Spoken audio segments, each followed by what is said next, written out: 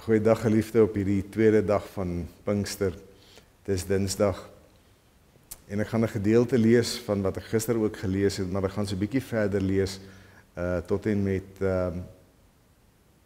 vers 20.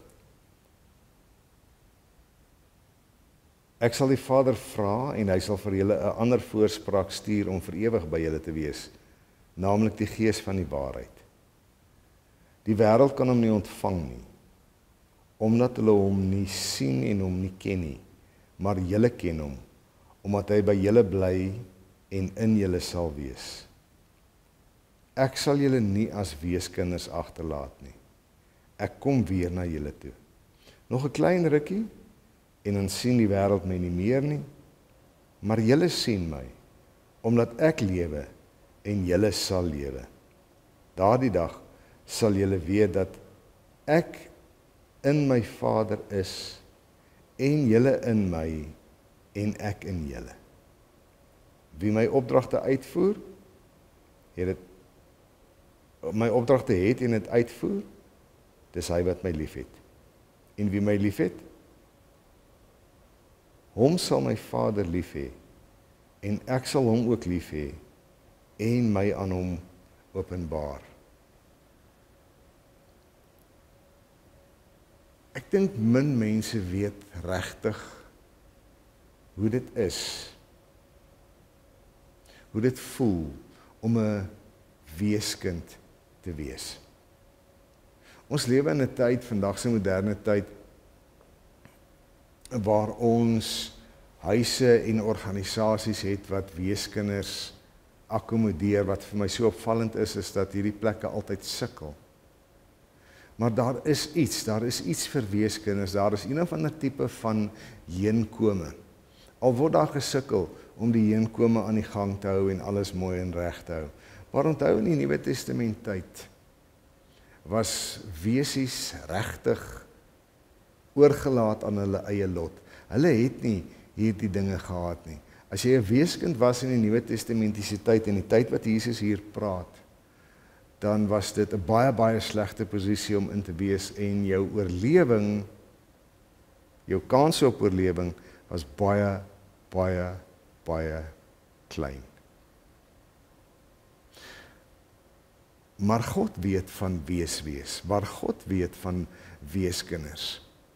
En dit is nie iets wat hy vir sy mense wil hê nie. En daarom kom Jesus, wanneer hy met sy mense praat, soos ons gister gepraat het, wat hy sê, maar ek sal julle nie alleen los nie. Ek sal die Parakletos stuur, ek sal die Trooster stuur. Kom hy en hy sê, ek sal julle nie as weeskinders agterlaat nie. En dan praat hy met hulle oor iets wonderliks vir sy mense. Hy wil vir sy mense sê, maar waar 'n weeskind dalk nie liefde ken nie, sal julle altyd liefde ken, want ek is in julle en julle is in my. En om dit nog beter te maak, ek, sê hy, is in my Vader en my Vader is in my. So wat in julle is ek en die Vader. En dit is die ervaring van die Trooster.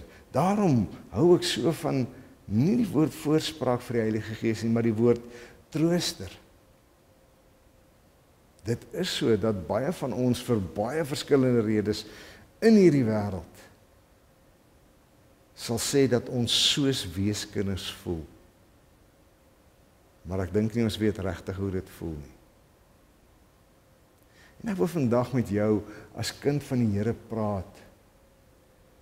En ek wil vir jou sê, wanneer daai gevoel by jou opkom, wanneer allerlei mense in jou rug op jou gedraai het, wanneer dit nou voel dat selfs jou vriende jou in die steek gelaat het, dat jy nou regtig 'n weeskind is, dan is dit nooit die waarheid nie, want dis Jesus se waarheid. Hy sê, ek sê julle nie as weeskinders los nie, ek gee vir julle die Trooster. En gaan lees gerus weer net vandag hierdie teks wat ek saam met julle gelees het.